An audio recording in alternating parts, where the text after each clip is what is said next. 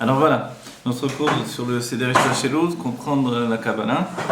La Kabbalah, mais sous l'optique de la Chassidut Chabad, plus intellectuelle, plus psychologique, de manière à l'intégrer dans notre vie aussi, Bezrat Hashem, et de préparer le cours de Taf Hashem Bet. Voilà. Ici, dans ce petit contraste que j'avais édité, page 23, il y a en fait le résumé selon la Chassidut Chabad, selon le Samer Vav et le Shaarei Yichud. On va dire le résumé de toutes les grandes étapes du Seder Hashtachelut depuis l'essence de Dieu. Voilà. Bon, là, c'est écrit en français, on va le dire en hébreu. Hein. J'avais fait ce petit contraste pour les Français. Donc, d'abord, c'est évidemment Atzmut, on a dit. Ce qui vient après Atzmut s'appelle Atzmut Or Ein Sof. D'accord ?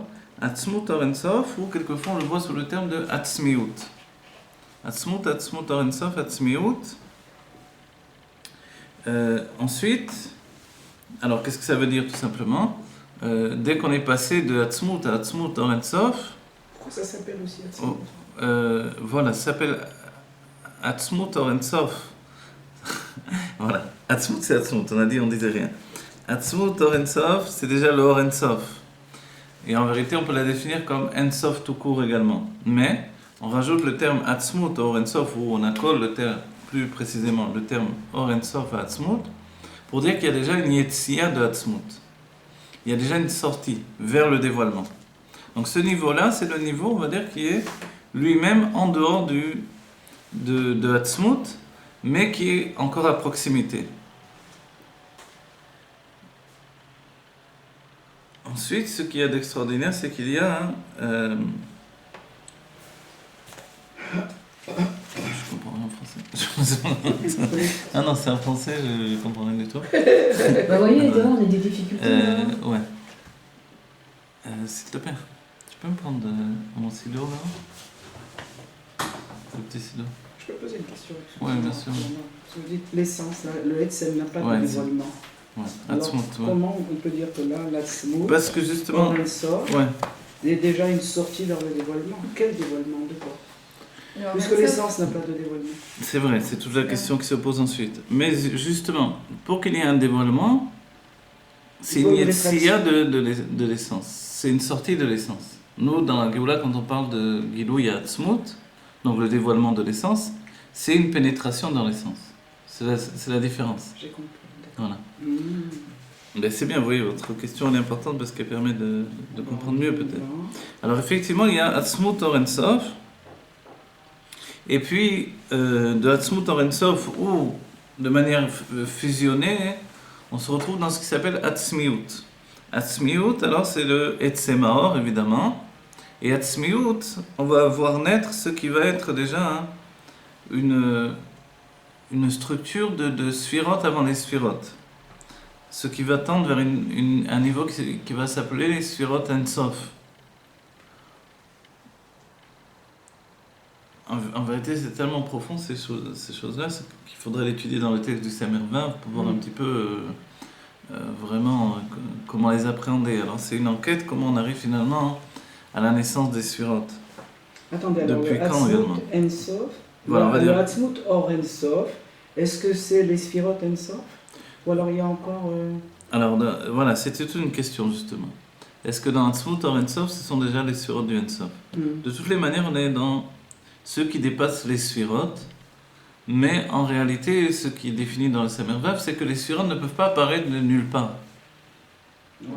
L'apparition des Sphirot a bien quelque chose qui précède. Et toute la question, voilà, dans le Samer Vav, et c'est une question de tous les Mekoubalim, mais c'est vraiment une recherche, c'est est-ce que finalement, il y a un Kohar qui va amener un poil, c'est-à-dire un côté originel mais qui n'est pas encore effectif, qui va entraîner un côté effectif, vous voyez ? Ou est-ce qu'il y a uniquement ce qui s'appelle un Kohar vélo poil ? Ou est-ce que les Sphirot vont apparaître comme un poil uniquement ? Oui, c'est plus facile en hébreu. En français, c'est compliqué quand même d'expliquer tout ça. Non, en hébreu, c'est Après en hébreu, moi je oui, kiffe mais... en hébreu. Beaucoup mieux que le français, c'est vrai, non ? parce que quand on traduit pas trop, toujours... Ouais, je sais, mais notre but c'est d'expliquer en français aussi, dans tous les cas. Qu'est-ce que ça veut dire tout ça? Ça veut dire qu'il y a une recherche à partir de quand effectivement on a des sphirotes. Si on dit qu'il n'y a pas du tout de sphirotes, d'accord, mais à partir de quand elles apparaissent? Qu'est-ce qui entraîne l'apparition des sphirotes? Si on dit qu'elles sont tout à fait nouvelles, on n'a pas vu de choses tout à fait nouvelles de cette manière-là. D'habitude, il y a un quar et un poil. Alors, on a une tendance à dire qu'il y aurait un état qui précède l'apparition des sphirotes, qui serait comme des sphirotes Be'etzem. Et c'est là où finalement on se dirige vers ce qui s'appelle Chakikat ha'otiyot be'atzmiut. Chakikat ha'otiyot be'atzmiut, c'est le fait que il y a, le terme il veut dire creuser des lettres dans l'essence. C'est à l'image des Luchot Harishonot, où les Luchot Harishonot sont à cette image-là en fait. C'est-à-dire que il n'y a pas de Yetziya de l'essence, il n'y a pas de sortie de l'essence, et dans l'essence même, il y a un niveau qui s'appelle Gelif Gelifu Beteiruila, c'est-à-dire le fait de creuser au-dedans de la pureté supérieure. La pureté supérieure, c'est justement la proximité avec l'essence divine. Si on prend tout ça dans le Samervav... Sarasfirat Agnuzot, on en parle. Non, on n'est pas encore en train de parler de Sarasfirat Agnuzot. La Sarasfirat Agnuzot seront comme une finalité de tout ça, de la Aliyat Arason également. Gelif Gelifu Beteiruila, c'est avant la Sarasfirat Agnuzot. Les Sarasfirat Agnuzot, on n'a pas de problème de dire que on les nomme Sarasfirat. C'est tout ce qu'il y a avant les Sarasfirat Agnuzot qui est dans le safek de Sphira ou non Sphira, ou des Sphirot Be'etzem, ou un niveau de comment on peut dire ça, comme on a dit, de Kohar, chez notre Sarir et Poal, ou de Poal chez notre Sarir et Kohar, où on se trouve également. Est-ce qu'on peut dire que c'est une création, comme une création? Non, le terme de création, il est de toutes les manières à bannir à ce niveau-là, il n'apparaîtra que dans le monde de Bria. Donc on est même avant la Hatzilut à Olamot. Donc en fait, on est dans l'émanation, c'est vrai, on utilise le terme Hatzilut à Atzmut, si on peut dire, vous voyez? Donc l'émanation de l'essence, mais pas plus que ça. Et dans l'émanation de l'essence, on doit aboutir à la création du monde. La création du monde, c'est la volonté du monde. La volonté du monde, c'est les 10 sphirotes qui s'inscrivent dans l'essence. Comment elles vont s'inscrire dans l'essence? Par le Gelif Gelifu. Gelif Gelifu, c'est comme le fait de creuser. Comme si vous voulez, comme si en nous-mêmes, on projette une vie à venir qu'on n'a pas encore. Comme un jeune homme, une jeune fille qui projette sa vie en lui, ce qu'il imagine, ou même un enfant, qui peut imaginer sa vie future. Mais pour l'instant, c'est juste en lui, ce sont des sensations. C'est une sorte de cheminement minéoubé de lui en lui, qui n'a pas de réalité. Donc la réalité, c'est la création. Vous voyez? Mais ce travail intérieur, cet épanchement intérieur, ce qui précède la volonté, mais qui est une sorte de plaisir, une délectation intérieure, elle est définissable à proximité de Sha'ashuim Yamener Be'atzmuto, vous vous rappelez? Et Sha'ashuim Yamener Be'atzmuto, c'est que le roi, dans son essence, se délecte de son essence. Et cette essence, cette délectation, ce plaisir, on va dire Atzmuti, essentiel de Dieu, il n'est pas une cause d'une volonté en réalité. C'est ça toute la discussion du Samervav. Il n'est pas encore une cause de volonté, mais il va finalement donner naissance à une volonté. On a dit d'abord il y a Atzmut, Oui. après Atzmut Orensof, Voilà. et après Sarasfirat de Atzmut. Voilà, entre Atzmut Orensof. Sarasfirat de Orensof. Non, Atzmut Orensof. Après, il y a ce qui s'appelle, il y a les shlavim de la Shahara. La Shahara, c'est Gelif Gelifu. Gaba, Sarasfirat de Orensof. Alors, c'est tout à Sarasfirat de Atzmut Orensof. Alors, c'est une discussion. En réalité, on s'aperçoit dans un livre comme le Derech Haim, si vous voulez, tu peux prendre le Derech Haim? Non, le Torah Haim, plutôt. Parashat Bereshit. Le roi dans son essence. Parashat Bereshit et le Samervav aussi. Mais vous avez dit le roi, dans son essence, se délecte de son essence. Ouais, de son essence. Donc le roi. Le Samervav, il est en haut. Le roi, c'est-à-dire qu'il a Ça une... veut dire, le roi, dans son essence, c'est déjà pas l'essence, c'est le roi. Donc il y a déjà une sorte de tzimtzum. Je vois, vas-y. Ça peut charger. Non, c'est pas une sorte de Simsum, bien qu'en vérité, il y a un livre, le Essaïnaim du Rav Gizbour, où il établit, je sais plus combien de Simsum, Le cas.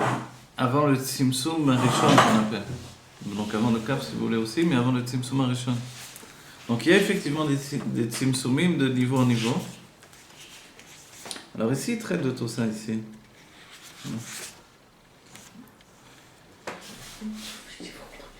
En vérité, l'étudier dans le texte, c'est passionnant en lui-même. Ah oui, je voulais vous montrer ça d'abord. Regardez.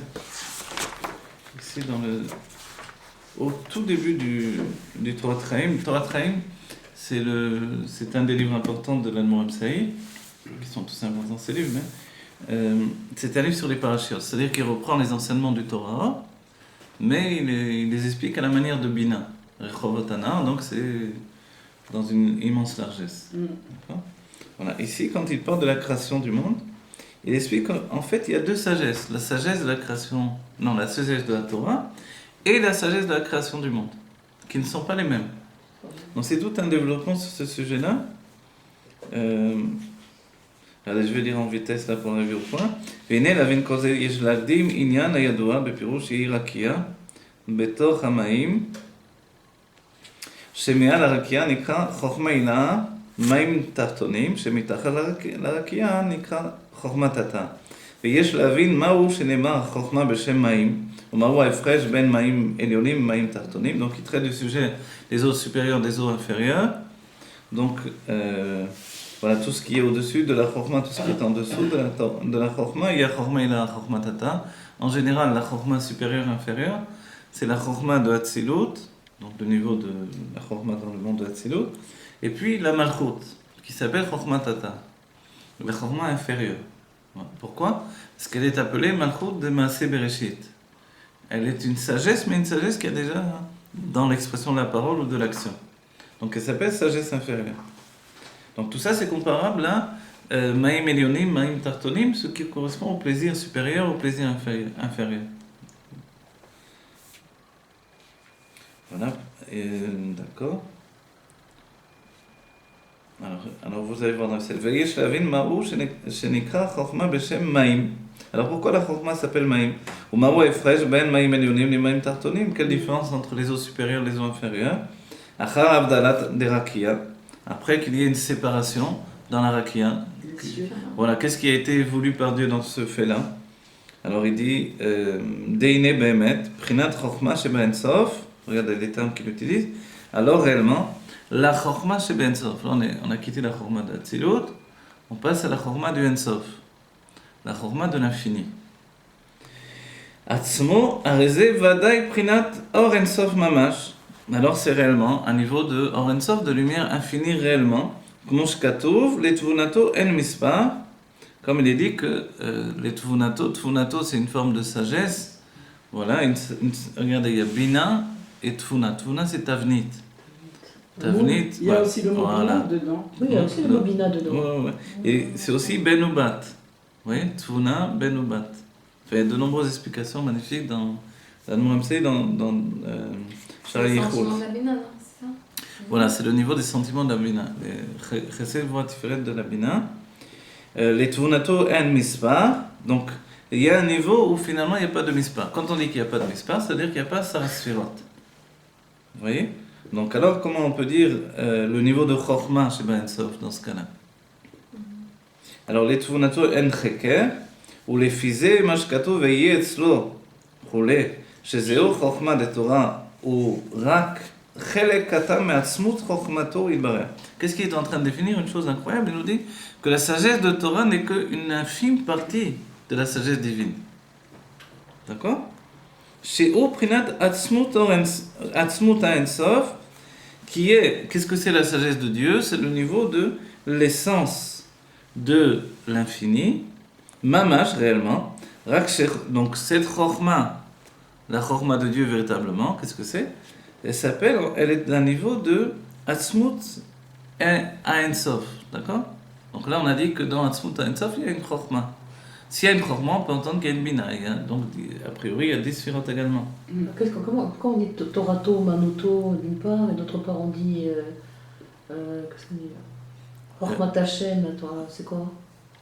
Ça, c'est dans la définition. Vous voulez dire par rapport à notre comportement, Oui. nous, comment on doit se comporter. Oui. Alors, mais voilà, mais là, on parle par contre de création du monde. De ce qu'il dit, il y a la chorma de la Torah, que l'on a reçue à Matan Torah, mais il y a la chorma du Maaseh Bereshit, qui sont différentes. Et la chorma même de la Torah, elle est une infime parcelle de la sagesse de Dieu. Où on trouve la sagesse de Dieu avant d'arriver à ce stade de la chorma de la Torah? La chorma de la Torah, forcément, elle provient de Hatzilut. C'est la chorma du monde de Hatzilut. Mais la sagesse originelle de la création du monde, elle provient de bien plus haut. Oui, bien sûr. En fait, la sagesse de Dieu, personnellement, à lui, elle vient de bien plus haut. D'où est-ce qu'elle provient? Il nous dit de Atzmut En Sof. Vous voyez? Il n'a même pas dit le terme Atzmut Or En Sof, mais après, il a défini, c'est vraiment du Or En Sof. D'accord? La Briyah est plus élevée que le... Alors voilà, c'est ce que l'on va voir finalement, ce qui est extraordinaire. C'est un peu déroutant d'un certain point de vue. Donc il dit Mamash en plus. Il précise Beprinat Atzmut En Sof Mamash, Rak Shechokma Shebatorah, Mitachedet ou Mitkasheret Beatzmut Chokhmato. C'est uniquement en vérité que la Chokhma de la Torah, elle est Mitachedet, elle s'unifie et elle s'attache à la Chokhma de l'essence de Dieu. C'est pour ça que la Chokhma de la Torah elle est tellement extraordinaire. C'est parce qu'elle s'attache, elle s'unit avec l'essence de Dieu. D'accord? Est-ce qu'elle a l'ordre de s'attacher? Elle a l'ordre de s'attacher ou l'instinct comme comment? Non, c'est pas qu'elle a C'est l'ordre, c'est Dieu qui s'attache à ça, si vous voulez, dans un sens ou dans un autre, si vous voulez. Oui. Ah ouais. C'est-à-dire que la Torah, nous, par le biais de la Torah, on s'attache à l'essence de Dieu. Ouais. Donc tout descend de la Hatzmut en fait. Rien Tout descend de la Hatzmut, forcément. Voilà. Il y a une définition, effectivement, quand le Baal Shem Tov nous dit on est plus proche du Ramak parce que pour lui il n'y a pas de Tzimtzum. Enfin, il ne parle pas de Tzimtzum, le Ramak. Donc du coup, on est dans Hatzmut. Donc le Baal Shem Tov dit voilà, nous on est dans Hatzmut en réalité. C'est pour ça que donc il vivait au niveau de Hatzmut, le Baal Shem Tov. Mamash, Rak Shechokma Shebatorah Mitachedet ou Mitkasheret Be'atzmut Chokhmato Ve'ayu Lachadim Mamash. Et du coup, qu'est-ce qui se passe? Donc la question, quand on dit, vous vous rappelez le terme Ki Chokhmato Chokhmato Retsono, on le voit dans plusieurs formulations des sages, etc. Donc dans le Tanya plus d'une fois. Alors, mais est-ce que c'est vraiment sa Chokhma? Est-ce qu'on peut dire que Chokhma d'Atzilut c'est sa Chokhma? Alors non, il nous dit non, c'est pas possible. Pourquoi? Parce que sa Chokhma à Dieu, on peut dire Chokhma de Atzmut En Sof, mais pas Chokhma d'Atzilut. D'accord? Parce que c'est déjà un cycle de dévoilement. Donc il dit, mais comme la Chokhma d'Atzilut elle est mitachedet, elle s'unifie avec de la Chokhma de Atzmut En Sof, donc du coup elle fusionne et elle devient sa Chokhma. Voilà. Ils deviennent Achadim Mamash, la même chose. Al-Derel Mashal, comment Al-Derel Mashal, Chokhmat Shlomo. Maintenant il donne un exemple pour démontrer. Comme la Chokhma de Shlomo, Ktiv, il est écrit Vaichakem Mikol Adam. Shlomo il était plus intelligent, la Shon Chacham, de plus que tous les autres hommes. Chez Zéo Atzmut Koach Chokhmato. Et ça c'est l'essence de la force de sa sagesse. Qu'est-ce que ça veut dire? Uma Shekatou Vaidaber Gimel Alafi Mashal. Shlomo parlait, c'est-à-dire il était capable de dire sur toute chose 3000 exemples. Zéo Rak Prinat Aitpashtut Mikoach Atzmut Chokhmato. Ça, les 3000 exemples, c'est juste la faculté qu'il avait de se répandre depuis l'essence de sa sagesse. Vous vous rappelez Shlomo pourquoi il a eu cette sagesse? Dieu lui a dit je t'accorde une tova avant d'être roi, qu'est-ce que tu veux? Parce qu'il a demandé. Voilà, et lui il a dit moi je veux, donc il aurait pu demander être riche, je ne sais rien. Il a demandé la sagesse pour gouverner ce peuple, le peuple juif. Dieu lui dit dans ce cas-là je te donnerai la plus grande sagesse. Il semblerait que pour gouverner le peuple juif, il faut une sagesse de ce genre-là. On voit les bêtises des gouvernements là. Et ainsi la Torah, comment elle s'appelle? Le Mashal HaKadmoni. Vous connaissez ce terme? Oui. L'exemple vraiment ancien, originel, ancien. Voilà. Et ça veut dire quoi? Alors ça veut dire qu'en réalité, c'est vrai que le terme de Mashal, il veut déjà dire une Yetzia de toutes les manières. Mais en même temps, on dit que Shlomo il donnait 3000 machal sur chaque sujet. Donc en fait, pourquoi? Parce qu'il était relié au machal akadmoni qui est la Torah elle-même. Ah, d'accord. Vous voyez? La Torah elle-même, mais la Torah telle qu'elle est dans l'essence de Dieu. Le machal akadmoni, c'est la Torah. Oui, oui, c'est la Torah elle-même. Voilà, c'est la Torah qui s'appelle machal akadmoni. Telle qu'elle... Et en fait, c'est une définition telle qu'elle est dans l'essence de Dieu. Vezeo pirush hapashut deoraita mechokma ila nafkat. Et ça, c'est l'explication simple. La Torah, elle vient de chokma ila nafkat. Des pirush chokma ila bichlal. Alors, qu'est-ce que c'est chokma ila? Ayenu prinat chokmato atzmit. Donc, on dit ici, c'est plus chokma d'atzilut, comme on l'explique habituellement. Il dit sa sagesse essentielle. Keniskar leel mamash, comme on l'a rapporté plus avant. auparavant, ואורייתא מחוכמה הילאה, זאת נפקא בבחינת נובלות חוכמה של מעלה. Et il dit maintenant, ואורייתא מחוכמה הילאה, זאת נפקא בבחינת נובלות חוכמה של מעלה.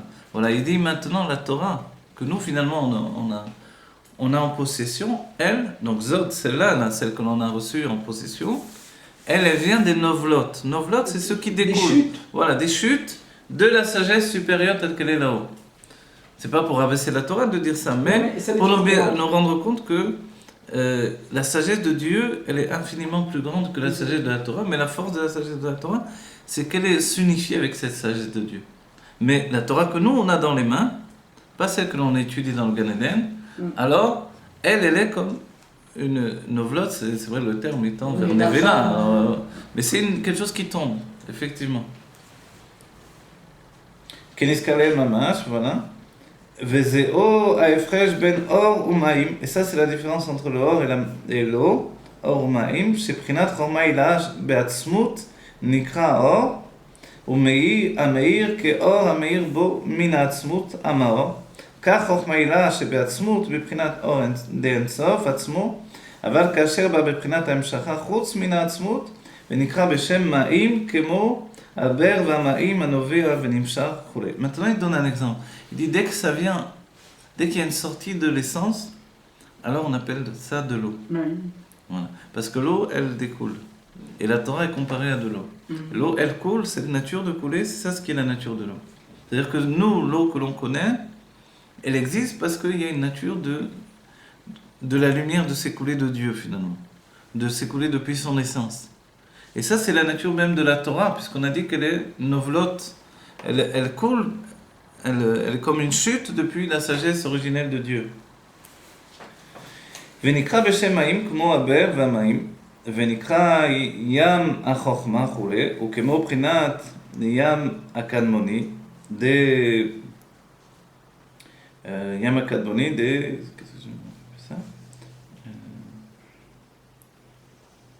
Yam Akadmoni. Ouais. Yam Akadmoni, vous savez ce que c'est Yam Akadmoni? Ben, tout à l'heure, on avait vu que Machal Akadmoni, c'était la Torah. Alors, Yam Akadmoni, c'est au-dessus de ça? Ouais. Yam Akadmoni, non, il y a tout simplement... Vous vous rappelez, il y avait au Beth Amikdash, Shlomo Amener, il avait fait une immense cuve. Vous connaissez ce dessin, vous l'avez déjà vu? Il y avait la Yam du Beth Amikdash de Shlomo. Elle représentait ces eaux-là, cette sagesse supérieure divine.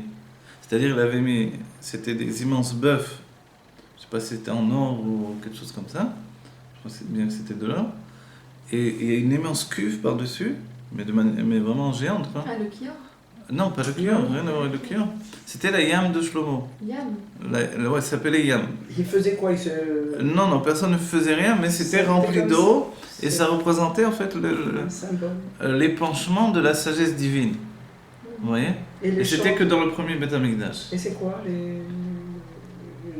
le shor, ça représente justement les eaux, c'est les maïm elionim, et le shor, ça représente le shor à barre, la terre. Voilà, le niveau inférieur. Tous les mondes de Bria et Tzerasia sont comparés à un shor. Et au-dessus, à partir de Hatzilut, alors il y a les maïm elionim. Vous voyez? Et en fait, elle vise au-dessus même de Hatzilut même. C'était une image qui était donnée de cette sagesse-là, de cet épanchement divin. C'était de l'eau de pluie C'était de l'eau qui était remplie, me semble. J'ai pas beaucoup étudié sur ça, mais c'est comme ça. Il a pas compris le lien de la Géoula. Shlomo, oui, il a compris. Alors pourquoi il a eu besoin de prendre 300 trucs, 300 fiancés? Alors Et vous avez 700 compris. femmes, Non, justement, il a C'était voulu. pas le but, c'est pas ça la Géoula? Non, d'accord, mais Shlomo a voulu nous empêcher de partir en exil. J'imagine que vous aurez fait la même chose que lui à sa place. Ou moi aussi. Quand j'aurais pris 300 fiancés Si vous et étiez 700 Shlomo, femmes. mais oui. ce que je veux dire, c'est En que- étant Shlomo, il a Il a compris soumis tous les que peuples. le Beth Amikdash allait être détruit, que les Juifs allaient partir en exil pour rassembler les Nitzotzot qui s'étaient éparpillés dans le monde. Il a dit, je vais...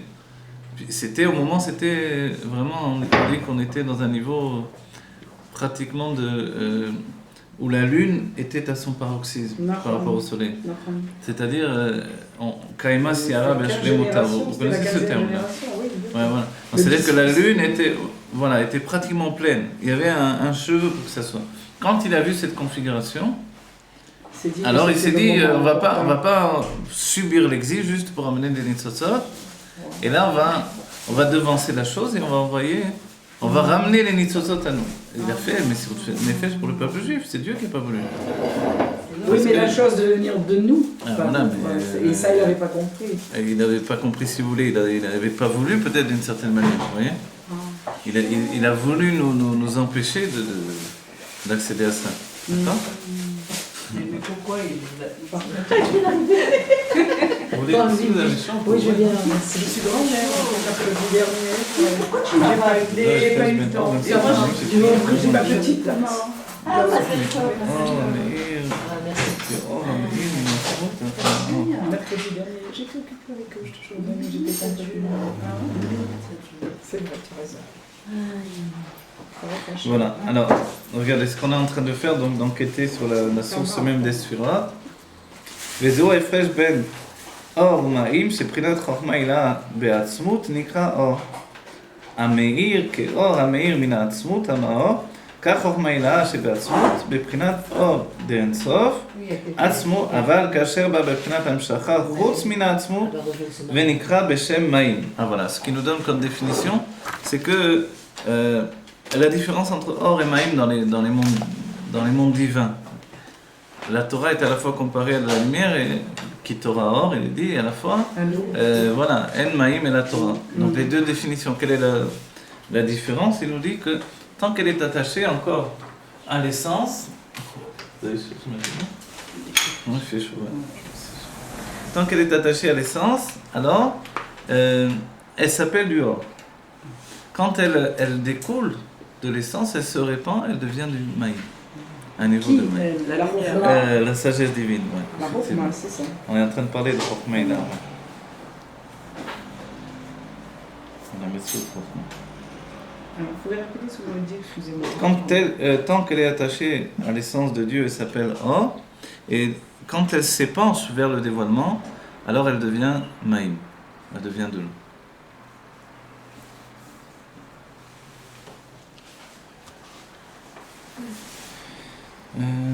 Voilà. Alors regardez maintenant. Ou Kemo Prenat Chokhma de Maaseh Bereshit. Il dit une chose incroyable ici. Attendez une seconde. Oui. Comme. Alors, Lechem Chem Livracha, qu'on est à Goulim, Shlemat, Refmian, Mamash. C'est une grande Mazel Tov, beaucoup de bonheur. Un enfant qui va voir la Géoula, Refmian, Mamash. Amen. Et quand elle s'épanche vers. Quand elle s'épanche vers le dévoilement, si vous Vers le voulez, dévoilement. elle devient Maïm. Et ensuite, il faut faire une différence entre les Maïm Elionim, Maïm Tartonim, Dat Elion, Dat Tarton, etc. Kemo Prinat. Alors maintenant, c'est bon? Ou Kemo Prinat Chokhma de Maaseh Bereshit. Et comme la sagesse de Maaseh Bereshit, Shebe Chokhma, il est écrit, vous vous rappelez, Kulam Bechorma Asita, Shebe Chokhma Asita, Afalpi, Sheyesh Bazeh Chilukim Madrigot Rabot, בוודאי בחינת חוכמה הכללי למעשה בראשית הוא המאמר דבראשית אף על פי שנקרא גם הוא מאמר פתוח בגילוי מאין ליש כמו כל פחתי היוד מאמרות שבכל אחד יש חוכמה ושכל בפחת. En fait la définition c'est qu'il y a deux chokhmat. Il y a la chokhma de Maaseh Bereshit, il y a la chokhma de la Torah. Et la chokhma de Maaseh Bereshit elle-même, elle est attachée en fait à l'essence, à la chorma de Atzmut Or Ein Sof. Vous voyez?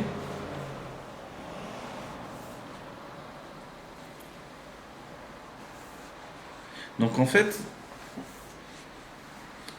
c'est tout ce qu'on définit ici. Alors ça nous étonne pourquoi? Parce que pour nous la Torah elle est bien plus grande que la chorma de la création. Il y a la Sarah Mamarot et la Sarah Diborot. La Sarah Diborot doivent s'englober dans la Sarah Mamarot. Et en fait ce que l'on vient de voir donc, et d'établir dans le texte même, c'est que finalement il y a en réalité une chorma qui est la chorma qui est attachée à l'essence de Dieu. Et qui n'est pas la chorma que nous connaissons a priori, qui elle est la chorma du Olam HaAtzilut. Oui. On parle de la chorma de la Torah. Mais, pourquoi la chorma de la Torah? Alors il est dit, ki chormato ou retzono, d'accord? Le fait que ce soit chormato ou retzono, c'était une question en elle-même. Mais pourquoi la sagesse de la Torah l'appelait chormato? Parce que finalement, donc elle est mitachedet et s'unifie avec la chorma de Atzmut Or Ein Sof. D'accord? Ce qui fait qu'elle est mitachedet, elle devient unifiée à cette chorma de Atzmut Or Ein Sof. Donc ce que l'on voit, c'était ce qui nous intéressait en réalité, vous voyez, c'est que finalement il y a déjà une chorma dans Atzmut Or Ein Sof. Oui. Donc on a la définition on a une définition de Sfirot dans Atzmut Or Ein Sof aussi. D'accord, vous êtes d'accord? On a une définition de Atzmut Or Ein Sof puisqu'on a une chorma de Atzmut Or Ein Sof. Qui dit chorma, dit bina, dit da'at, etc. D'accord? Dans le Samer Vav lui-même, alors il fait toute une enquête sur le sujet. Sur le sujet de savoir à partir de quand on commence les sphirot, etc. C'est un sujet en soi. Je sais pas, alors si vous voulez l'étudier dans le texte, regardez. Vous avez 2 livres comme ça normalement. Daf Dalet. Ça c'est le Tara. Ça c'est le Tara. Alors, peut-être qu'il y en a qu'un. Avec le nez ça fait 2, mais je peux... Ah non, il y a... voilà. Il y a un autre Samer Vav là, si vous voulez. Ah, ben oui, avec moi, il y a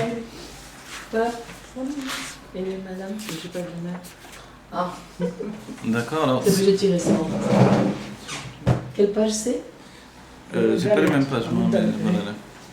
Là-bas, il est Mechoulak. C'est la nouvelle version, ils ont fait une séparation, etc. Alors, si vous voulez, on étudie jusqu'au bout du passage où on voit la définition, tout ce qu'on est en train d'étudier. On a vu qu'il y a l'essence, après on s'avance vers quoi? Après l'essence, c'est ça la grande question. Et la question qui se pose ici, à partir de quand il y a des surotes, etc. Regardez là. Ou la vin kolze, d'accord? Vous savez que les mamarim commencent toujours à partir de là en réalité. Que le reste c'est plutôt une akdama, une introduction. Ou la vin kolze, tsari lagdim trila, לעיני ידוע לתכלית בריאת והתאהבות העולמות ותכלית הכוונה בירידת הנשמה בגוף ובכדי להמשיך גילוי אור אין סוף בעולמות על ידי תורה ומצוות והוא עניין ייחוד אור אין סוף הסובב כל העלמין בממלא כל העלמין. Donc en fait, pour comprendre le sujet de Rosh Hashanah et le fait de Kabbalat Ol de Rosh Hashanah, le fait de prendre sur nous le joug de la volonté divine, alors il nous dit que il faut comprendre auparavant que la finalité, c'est que l'âme descende ici-bas pour qu'il y ait une fusion entre le Sovev Kolalmim et le Memane Kolalmim. C'est-à-dire entre la lumière de Dieu qui entoure les mondes et la lumière de Dieu qui est intériorisée dans les mondes. Le lien qui se fait entre les deux va passer par l'homme, le juif. Le juif va être celui qui va transmettre la possibilité au monde de devenir un cli pour le niveau du Makif. D'accord? Pour la lumière qui entoure le Sovev Kolalmim. Pardon? Grâce à la Torah ou mitzvot qu'il fait. Voilà, grâce à la Torah et mitzvot, exactement. Voilà. וכמו שאומרים, קודם כל מצווה, לשם ייחוד חושב וייחוד שכינתה, מבחינת ייחוד סובב כל העלמין בממלא כל העלמין. Voilà, ici c'est une autre kavana. מזל טוב, מזל טוב. ברוך השם. Alors comme on dit tous les jours, et normalement on devrait le dire devant chaque mitzvah, nous on le dit simplement avant Baruch She'amar, parce qu'on dit qu'on n'a pas la kavana, on ne sait plus être mechaven. C'est l'explication de l'Admorazaken. On ne sait plus avoir l'intention devant chaque mitzvah de dire à chaque fois les Shem Yichud. Comme on ne sait pas vraiment avoir l'intention nécessaire ou l'intensité nécessaire, on préfère le dire une seule fois. Une seule fois pour toute la journée, pour toutes les mitzvot que l'on va faire. Donc on le dit avant Baruch Shama. Voilà. Et donc ici il nous dit maintenant une autre pensée que l'on n'a pas habituellement, parce qu'on dit les Shem Yichud Kushav Yichud Shchinte. Donc les Shem Yichud Kushav Yichud Shchinte, c'est quoi c'est les Yichud? L'unification de quoi? Donc il nous dit de Sovev Kolalmin et de Memale Kolalmin. D'accord? Donc en fait, ces situations, c'est qu'il y a une lumière qui entoure tous les mondes et une lumière qui s'intériorise dans les mondes. Et notre travail, c'est de faire cette fusion entre les deux. D'accord? Si c'est bon. Ok, mon cher Brin, d'accord? שזהו עניין המשכת גילוי עצמות אור אינסוף, שזהו תכלית הכוונה בהתאהבות העולמות ובירידת הנשמה. Donc ça c'est la finalité de la création des mondes et également du fait que la neshama est descendue dans ce monde. וכמאמר נתאווה הקדוש ברוך הוא להיות לו דירה בתחתונים. Donc quand l'enseignement qui nous dit que Dieu a eu un désir qu'il lui soit fait une maison ici-bas. כמו דירת האדם, הדרה משל, דעצמות האדם דר בידירה. Comme la maison d'un homme, ou à titre d'exemple, son intimité, voire son essence, habite dans la maison. D'accord? Donc on comprend bien que le but d'une dira batartonim, qui est le commencement de toute chose, c'est l'idée de faire un endroit pour que l'essence de Dieu puisse y résider. C'est bon? Je vais vite parce que on va voir le reste finalement. D'accord? Et puis c'est pas compliqué en soi. Comment je katouf non, qu'est-ce que c'est ça déjà Ou les malades. Vous avez écrit le quoi? Qu'est-ce qu'il est écrit? Kouche Katouf, ou les malades, Kaviachol, Cheye. Ah non, c'est pas ça, regardez. Comment je katouf Be'emek HaMelech, pardon, voilà. Comment je katouf Be'emek HaMelech, Betrilato, donc dans le livre Emek HaMelech, qui rapporte la Kabbalah du Harizal avant le Tzimtzum. Au commencement, il est rapporté de Briat Haolamot Aya al-Yedei Tzimtzum Harishon. Voilà, ici justement c'est le Tzimtzum Harishon, Be'or Ensof, Venishach Halal Makom Panui. Voilà, ce sont exactement les termes du Etzraïm. Bon, ça ne sert à rien de dire ce que j'ai dit finalement. C'est exactement les termes du Etzraïm. Donc, finalement, le fait que il y a eu au commencement le Tzimtzum Harishon, et puis le Makom Panui, un endroit vide pour que les mondes puissent se trouver dans cet endroit-là. Ou Mizé ou Shoresh Itaavut Akelim. Et de ça, c'est la source de la naissance des Kelim. D'accord? On l'a vu en détail, on l'étudiera dans le. Voilà. Dans la N-Bet, oui, ne vous inquiétez pas. Donc on passe ça pour l'instant. Ou Metsiout Aolamot Kulam, d'accord. ואחר הצמצום נמשך גילוי הקו שהוא בחינת גילוי האור להאיר הכלים ועולמות וכו' ועל ידי זה היה התאהבות בפועל כידוע להתאהבות הכלים וכן התאהבות העולמות בכלל ועל ידי הקו בכוח רשימו. Voilà, ici on commence déjà le sujet. Alors, ce que l'on découvre déjà dans le Tafresh Bet, il y a eu, du moment qu'il y a eu un endroit fait pour les mondes, il y a eu l'Amshacha, la continuité d'une ligne de lumière qui elle va donner par le biais du Reshimo, le plan de la création, tout ce qui va venir après. D'accord, c'est bon? Non? Si c'est trop rapide, trop dur. Oui, là c'était un peu trop rapide. Une vision. Oui, on est ahmarim un peu. Bon, alors peut-être on va faire plus Kitsur encore. Ce truc-là que vous venez de dire. Le Tzimtzum Rishon, en vrai, c'est local. Non, le Tzimtzum Rishon, c'est une Peoula. On va y arriver, dans les détails sur tout ça, ne vous inquiétez pas. D'accord. Mais on est avant tout ça. Ce que je veux, c'est vous faire découvrir là où on est avant tout ça. Alors, attends, on va aller beaucoup plus vite, alors. On y va aller plus vite encore. Ça veut dire déjà. Non, je vais. Faut rien dire. Attendez. Voilà, je vais essayer.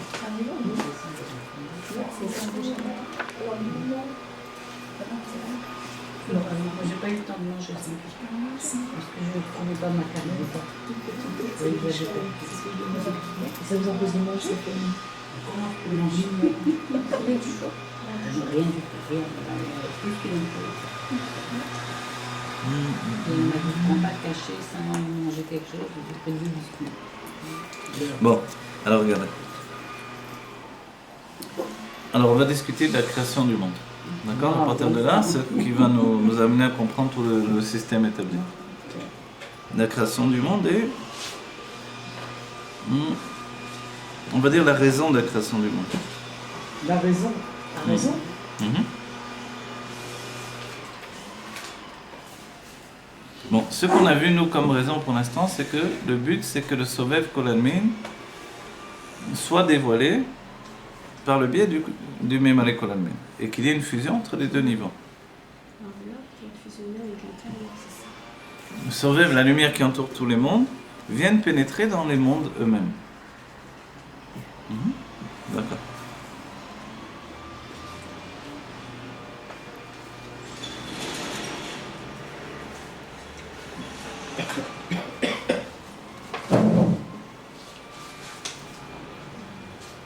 Alors, vous pouvez faire un petit bond dans le texte. On va aller. Ah, on ne sait faire que des bons. Voilà, on va aller. La ligne commence. Veine be'etzraim be'trilato. Vous pouvez trouver ça?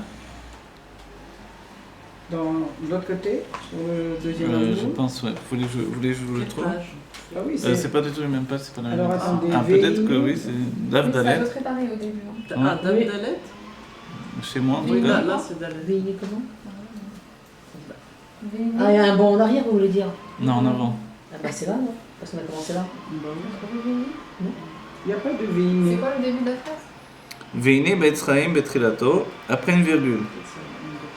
Est-ce que vous Ça trouvez. n'a pas été si loin, ça. Vous voulez Obeder Klal, Zéo Gilou, Prinat Orensof, Asorev Kolalmin. Mais lui, il a- Non, j'ai sauté parce que. Vous avez sauté des pages, des Hamoudi?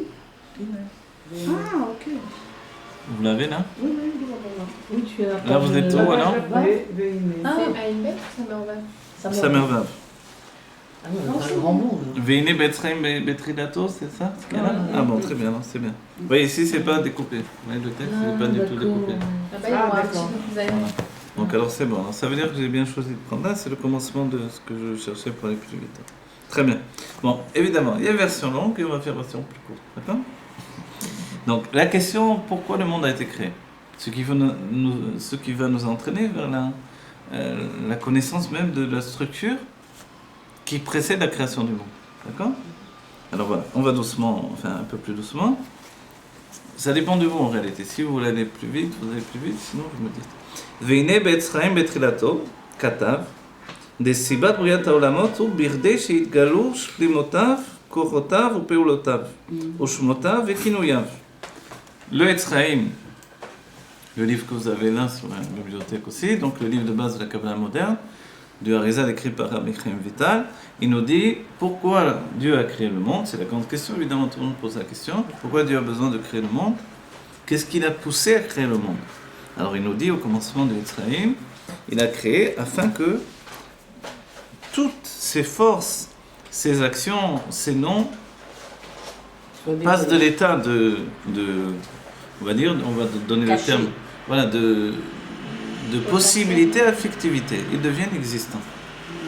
Et pour devenir existants, il faut des créatures existantes. Les créatures existantes, donc. Qui en témoignent. Mhm. C'est-à-dire que quand Dieu est miséricordieux en français, alors il faut bien qu'il y ait quelqu'un sur qui faire la miséricorde. Quand il est le Shem Adnot, qui veut dire le maître en réalité. Donc il faut bien un maître sur qui, voilà. Quand il est roi, il faut bien un peuple, etc., etc. Donc toutes les définitions de ce que Dieu possède dans son être vers l'expression. Peut-être qu'il D'accord? s'ennuyait tout seul. Peut-être, ouais. C'est Mais- pour ça, on a- Mais oui, c'est pour ça qu'il y a eu le Tzipor à Medaberet, parce que jusque-là, il ne trouvait pas son cul, lui. Mais c'est vrai, d'être seul, c'est horrible. Il y avait tout en lui. Il a tout. En lui. N'oubliez pas qu'il est dit encore aujourd'hui, Ani Hashem lo shaniti. Oui. Je suis Dieu, je n'ai pas changé. C'est-à-dire qu'il est toujours tout seul. C'est là Yitralkout et là. Voilà. C'est ça. Il Il est, est tout seul.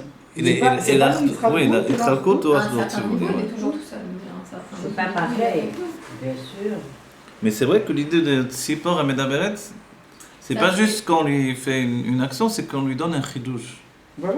C'est l'exemple, un exemple qui est lié à Shlomo Ameler aussi. il s'ennuie, c'est que c'est un. Parce qu'il voilà, il comprenait pas pourquoi ou comment Dieu pouvait tenir dans une maison qui s'appelle le Beth Amikdash. Comment l'essence de Dieu, que les mondes divins ne peuvent pas supporter, elle va se retrouver ici. Donc c'était impossible pour lui à assimiler, Pour Shlomo. pour Shlomo, et alors est venu l'exemple du Tzipor Amedaberet. Un roi qui s'ennuyait, etc. Ah, ça Et on les existe, rapportait. alors, c'est beau. Bah oui. C'est quoi Tzipor Amedaberet? C'est un perroquet, un touki, mais c'est l'idée de tout ce qui est qui fait rire les gens, ça ennuyait le roi. Il avait déjà tous les comics, ça l'intéressait pas. Et quelqu'un, il lui dit, le roi était triste, il s'ennuyait, de lui apporter un Tzipor Amedaberet. Un oiseau qui parlait. Le roi a dit, ça parle pas les oiseaux. Il dit, celui-là, il parle. L'oiseau commençait à parler, c'était un chidouche pour le roi. Et nous, d'une certaine manière, on peut se dire, mais qu'est-ce qu'on peut apporter à Dieu? Mais oui, on peut apporter les commandes Tzipor Amedaberet. On donne quelque chose qui n'existe pas. Un oiseau qui parle, ça n'existe pas, voilà. Le Beth Amikdash peut retenir l'essence de Dieu, voilà, c'est un Tzipor Amedaberet. Oui, c'est ça l'idée. Donc alors, ici, a priori, l'idée de la création du monde, c'est de manière à ce que se dévoile la perfection de Dieu dans tous ses attributs, en termes simples. Le Zohar donne une autre raison, de manière à ce qu'il soit connu. D'accord? Donc c'est deux choses différentes, l'état d'esprit du Zohar, l'état d'esprit du Yetzraïm. Un, pour dévoiler tous ses attributs, deux, de manière à ce qu'on le connaisse. C'est pareil, non? Non. Non, c'est pas pareil. Pourquoi ça serait pas? Non, la Si on connaissance dévoile de pas ses Dieu. attributs, on peut pas avoir la connaissance de Dieu. Non, pourquoi? Justement, là, on parle Puis on pas passe des tellement de moments où on ses le attributs connaît. ici, là. Quand Ah on bon? étudie Dieu Oui. dans les sphirotes et les olamot, on parle pas tellement de ses attributs. C'est pas ce qui nous intéresse. Ah, ouais. Tandis que dans l'état d'esprit du Yetzraïm, c'est que oui, que tout ce qui est en lui a une possibilité d'expression, parvienne au stade de l'expression, comme une réalité, vous voyez? Donc c'est deux, voilà. Un, basé sur connaître Dieu, donc a priori c'est nous qui gagnons à ce que Dieu soit connu. L'autre, le Yetzraïm, c'est que Dieu finalement passe d'un état de potentiel à effectif, dans tout ce qui est son être d'expression. D'accord? C'est-à-dire qu'il y a en Dieu un être d'expression. Si cet être d'expression ne s'exprime pas, il y a une sorte de manque. Donc, afin de combler ce manque, Dieu passe à l'expression. Et, d'après le Yetzraïm, c'est la raison de la création du monde, des mondes. D'accord? Mais dans la Torah, Dieu il dit pas pourquoi. C'est le Ephraïm qui parle, c'est le C'est le Arizal Zohar, qui parle, ouais. c'est le Zohar qui parle. Voilà. Je vais Mais la dire- Torah écrite, elle est... Il ne dit pas pourquoi j'ai créé le monde. Quand on dit la Torah écrite qui est un machal à Kadmoni, tout à l'heure on l'a rapporté, un très vieux machal, un très vieux exemple, c'est ça. Et la Torah n'est qu'un exemple. Elle n'est pas réellement explicite. Elle dit rien. Vous voyez? Quand on lit le texte, on a l'impression que Réhouven, il a été avec la femme de son père. Il y a Si on lit beaucoup de le choses texte, qui manquent. Il y a beaucoup de choses qui manquent. Comment ça avec La Pnio Torah, elle dit voilà. dans le texte, on a l'impression que Réhouven a été avec la femme de son père. Ah, Mais en réalité, il avait juste bougé le lit de son père, il avait transféré dans la tente de sa mère. Nous, Ouais. il faut aussi. Ouais, c'est bon. C'est bon? C'est la Pnio Torah qui va compléter le. La Pnimiut Torah va nous donner vraiment une étude. On dit que la Pnimiut Torah, la Chassidut, c'est une étude du Mikra, pas simplement de la Pnimiut Torah, mais du Mikra également. C'est-à-dire donc du Tanakh. Parce qu'on étudie vraiment souvent la raison profonde des psukim, etc. Alors, c'est bon? Très bien, on a ces deux avis-là. Maintenant, on va voir. De l'effisé, Are Akavana I, Alaor, de Memale Kolalmin. Voilà. Maintenant, ce qu'on a précédé et qu'on n'a pas fait, parce que c'était un développement, mais l'idée de base du Samerlav ici, c'était de nous dire que le monde est créé pour le dévoilement du Sovev Kolalmin. Que de toutes les manières, c'est ça, l'intention divine. Or, si on dit que Dieu désire être exprimé dans ses qualités, ou que Dieu désire être connu, on peut parler que de Memale Kol Almin, une lumière qui est intériorisée. C'est pas quelque chose de Sovev. Le Sovev, pour nous, comprendre le Sovev, on peut parler d'inconscient. Quand on parle de Memale, alors on parle de sagesse, d'intelligence, de sentiments, ce que l'on veut. Donc forcément, si on parle que Dieu, si on parle de l'expression de Dieu, de sa bonté, de sa miséricorde, de ci, de là, ça c'est du Memale, c'est pas du Sovev. Si on parle de comprendre, c'est de l'intellect aussi. Donc c'est à nouveau du Memale. Donc, a priori, c'est pas ce que le Rabbi Rachab a mis en avant au départ. Que l'essentiel de la création du monde était pour le dévoilement du Sovev. Vous comprenez ce que ça veut dire en réalité, cette idée-là?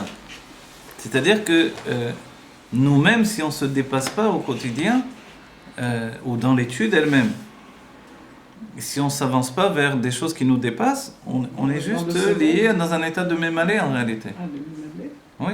Ben La oui. lumière qui pénètre. Et comme on n'est que dans un état de Memale, on ne fait pas la raison pour laquelle on est venu dans le monde, qui est en fait l'idée de dévoiler le Sovev. Or maintenant, quand il rapporte la raison, voilà, de Sovev dans le Memale, dans la réalité même, mais quand il rapporte la raison du Etzraïm et du Zohar, a priori, on perd l'idée même de cette importance-là, on passe à un niveau de Memale.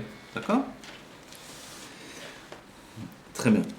Ouais, c'est important comme notion parce que je pensais que le Sovev était extérieur et... Uniquement. Oui, Ouais, c'est ça. c'est vrai, l'extérieur, Il est avec nous. il est avec nous, mais il n'est pas du tout dévoilé. Voilà. Non, Or, on le voit but- grâce à la Torah, non? Alors, il nous a dit, quand on dit avant chaque mitzvah, les Shem Yichud, etc., le Yichud, c'est Yichud Sovev ou Memale en fait. Ah, d'accord. Donc c'est la Torah qui permet de connecter les deux niveaux. Donc, la Torah et les mitzvot. Ouais. C'est le Kéter ou aucun rapport? Le Sovev, c'est vrai que c'est le Keter et bien au-delà du Keter. C'est vrai. Le premier Sovev, Kol Almin, c'est le Keter évidemment. Donc, très bien. Vezeo, Prinat, Kochotav, Peolotav, Ashayachim, El Olamot, Venidgalu, Aledei Tavut, Olamot. Donc, tout ce qui a été défini, c'est simplement donc, l'expression de ses forces et de ses effets, de son expression, l'expression de son caractère presque de Dieu. Donc, forcément, c'est relié au monde. Vegam lefi ayadua deikar itavut ou meor ensof asavev kol almin. וכמו שכתוב, כל אשר חפץ השם עשה. Donc, comme l'on sait qu'en réalité, la création elle-même, la naissance des mondes, ne peut pas venir du même année. Pourquoi? Parce que l'effet ne peut pas Précéder l'effet ne peut pas donner naissance à un autre effet. Il faut que la cause donne naissance à l'effet. Vous voyez? C'est la cause à effet, vous voulez dire. Ouais, et il a un vealoul d'un certain point de vue. Donc en fait, le Sovev, il est le niveau duquel va découler le Memale. Mais la naissance, elle ne peut venir que du Sovev. Parce qu'elle est en dehors de la construction. Le Memale, c'est la construction elle-même. Donc la construction, elle ne peut pas apporter la naissance. La naissance vient d'un niveau qui précède. Vous comprenez ce que ça veut dire? Ça veut dire qu'un homme et une femme, en réalité, ne peuvent pas apporter un enfant. Qu'est-ce qui apporte un enfant? C'est Dieu qui vient, voilà, l'intervention divine, un miracle de Dieu qui fait que l'enfant peut naître à partir d'un homme et d'une femme. Et Mais ça, en c'est le eux-mêmes, Sovev. et ça, c'est le Sovev. Voilà. C'est-à-dire l'état qui dépasse la mécanique installée, vous voyez, dans un système établi que Dieu a voulu, qui va de niveau en niveau, etc. Cet état-là, il ne peut pas lui-même être donné naissance à ce qui dépasse l'état où il se trouve lui-même. Il y a un terme, le roi, il ne peut pas, ou un homme ne peut pas se libérer lui-même. Il y a même un niveau, on dit le roi, il ne peut pas enlever les meubles qu'il a fait déposer. Vous connaissez cette expression, Ariatim. C'est l'idée que Dieu a installé des choses, il ne peut pas maintenant revenir et dire, bon, d'accord, je change des règles du jeu. Ah, doucement, il y a des règles du jeu que tu as installées, elles fonctionnent maintenant. Ou tu recommences tout, ou tu... Voilà. Donc a priori, c'est pas possible. Donc en fait, il n'y a qu'un état de royauté qui est en dehors des règles du jeu qui peut venir intervenir et changer les règles du jeu. Donc le Kratchou, ça vient du Sovev? Ça vient du Sovev, uniquement. Et la finalité, ce qu'il nous dit, et toute l'idée, ça vient toutes ces idées-là, on va dire, dans la structure de l'année, ça vient du fait que à Rosh Hashanah, on s'annule devant le Baal HaRatzon. On a un Kabbalat Ol de manière générale. C'est pas une Kabbalat Ol de Torah et Mitzvot, c'est une Kabbalatol d'Akadosh Baruch Hu lui-même. Ou même si on va dire de Torah et Mitzvot, ça va être de manière générale, quoi qu'il en soit.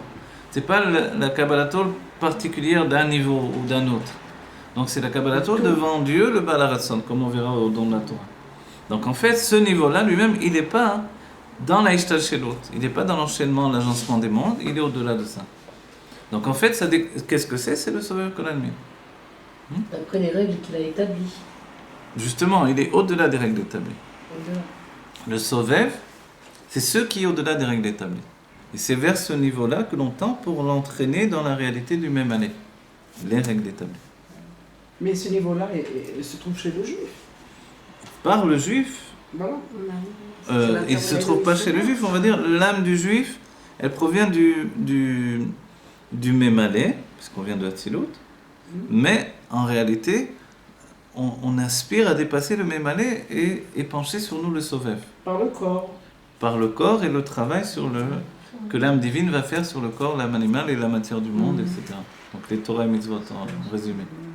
Un tzaddik qui peut changer le cours des choses. Un tzaddik qui peut changer le cours des événements. Des événements. Parce qu'il est écrit Tzadik Gozer V'Hashem Mekayem. Donc lui, il est Gozer et Hachem, il était Mekayem, ce qu'il fait. Vous voulez dire, est-ce qu'il fait intervenir le Sauveur dans ce cas-là ou non?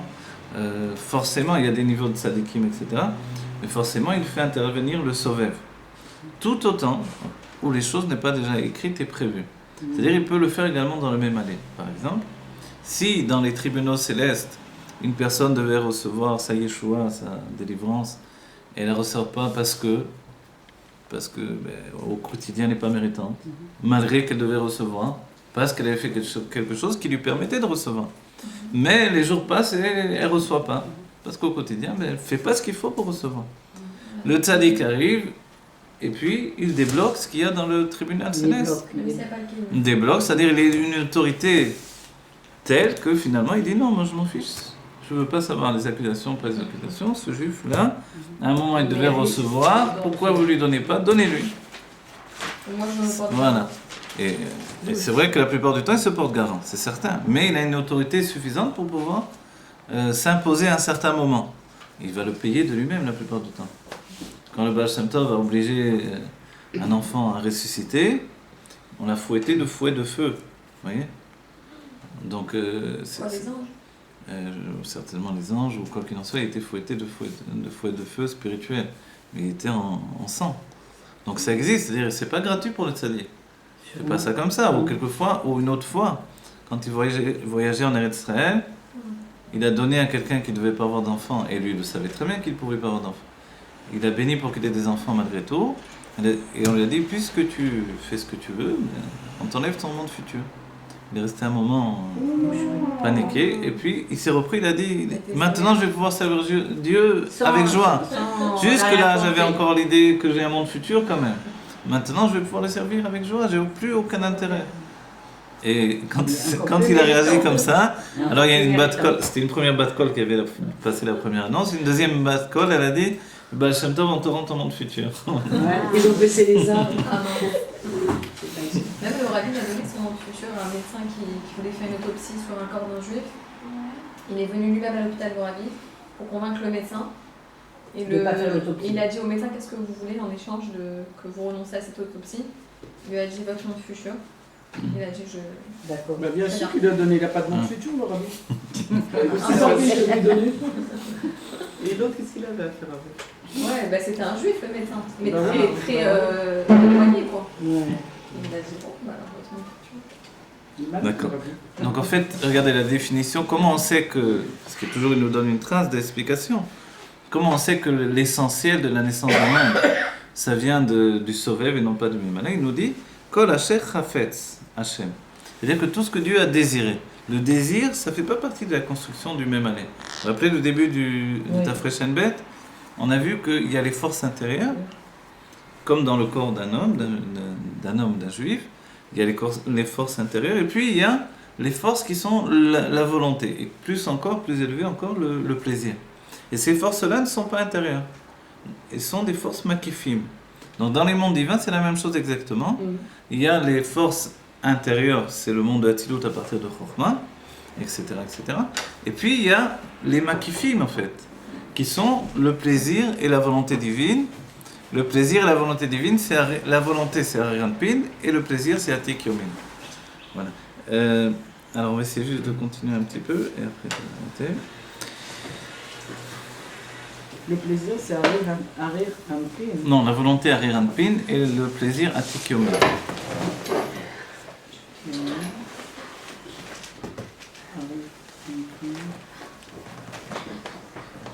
Voilà, il nous dit en fait, le fait que le monde existe parce que Dieu a désiré le monde, en fait, c'est juste un Hélène. On ne le voit pas. On ne voit pas au quotidien qu'il y a une trace du désir de Dieu dans ce monde. On a l'impression, à voir les gens qui s'entretuent, etc., on ne pense pas que c'est le désir de Dieu, tout ça. Donc on a perdu la trace du désir de Dieu. Mais pourtant, donc c'est totalement Bélem, et il nous dit que pourtant, en vérité, que toute l'existence vient de ce désir de Dieu. Arizerak Bélem, Vagam Shanu Yodim Mise מציאות אור אינסוף הסובב, שהרי אי אפשר להיות התאהבות היש, כי אם מאור אינסוף הסובב, כל עלמין. כמו שכתוב מקום אחר, מכל מקום, לא זהו בחינת גילוי הסובב כל עלמין וממלא כל עלמין. Il nous dit, mais pourtant, malgré ça, on ne peut pas dire que le ממלא כל עלמין, il s'est créé tout seul. Donc le monde existant, il ne suffit pas de dire qu'il existe de par lui-même. Alors on est bien obligé de comprendre que la résultante, elle provient de quelque chose qui a fait que cette résultante soit une finalité. Donc il y avait un état premier.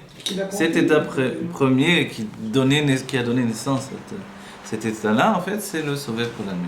Donc en fait, la preuve, il nous dit quelque chose de fou d'un certain point de vue. La preuve du Sovev Kolalmin, c'est le Memaleh Kolalmin. C'est-à-dire le monde dans lequel on vit, qui est un monde Memaleh Kolalmin a priori. Donc c'est la lumière de Dieu qui est intégrée dans le monde à un tel point que comme la Neshama dans le corps, on ne voit que le corps à l'extérieur. Donc on voit que le monde au lieu de voir la Neshama de Dieu entre guillemets. Donc le Memaleh Kolalmin, ce qui est intériorisé. Mais c'est parce que le monde existe qu'on sait qu'il y a un Sovev Kolalmin. Je ne sais pas si c'est... Il nous dit que c'est une preuve en soi. Quoi ? Parce que une chose ne peut pas s'enfanter toute seule. Donc comme le monde existe, dans notre perception, ce qui s'appelle Memaleh Kolalmin, donc c'est une lumière de Dieu qui remplit le monde, en fait ça c'est la preuve du Sovev. Parce que qui lui donne d'exister quelque chose qui dépasse cette existence. Je donne un exemple pour terminer. L'enfant, pourquoi il existe ? Parce qu'il y a eu le plaisir des parents auparavant. Donc qu'est-ce qui lui donne d'exister cet enfant ? C'est le plaisir des parents. Vous voyez ? Alors le Sovev, c'est le plaisir de Dieu. Voilà, le Sovev c'est le plaisir et la volonté de Dieu.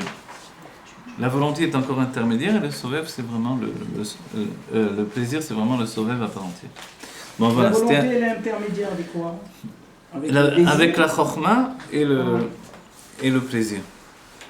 Alors c'est le plaisir qui a créé le monde. Voilà, en réalité, il va aboutir à ça, la raison du Midrash. Pourquoi Dieu a créé le monde ? Il a eu un désir qu'il lui soit fait une maison aussi bas. Mais ce qui est merveilleux, c'est de le voir dans le texte, comment il va enquêter sur le... C'est la première fois, à chaque fois, il a eu un plaisir, c'est tout, mais on a quand même un peu compris. Oui, un peu plus de... Voilà, selon deux avis. Ouais, voilà, donc qui se rejoignent, ces deux avis-là aussi. En fait, les deux avis ne sont pas faux. Oui. Je vous ai rapporté la dernière fois où j'avais étudié ça, il avait Koubalim, mais avec un autre rabbinique qui, je sais pas, il avait fait de manière un peu grossière, le rabbinique, il avait dit comment le Zohar et le Etzraïm se sont trompés en disant ça. Et alors le Mekoubal, il avait sauté dessus. Il avait dit comment tu oses dire ça que le Zohar et le Harizat se sont trompés. En fait, non, on ne parle pas d'erreur. Simplement, justement, à partir du commencement de la volonté de Dieu de créer le monde, il y a la volonté de dévoiler toutes ses cohortes, etc. Et il y a également le fait de le connaître. Il veut être connu par la création. Mais auparavant, pourquoi la création ? Ça explique pas pourquoi la création. Vous voyez ? Donc voilà. C'était un cours un peu embrouillé, je suis désolé. Mais en même temps, on a improvisé encore de route. Voilà, on fait une pause. Que Dieu vous bénisse, qu'on ait la gueule à mettre le chemin. Qu'on entende des bonnes nouvelles. Mazal tov. Encore une femme qui va accoucher pour entraîner la gueule.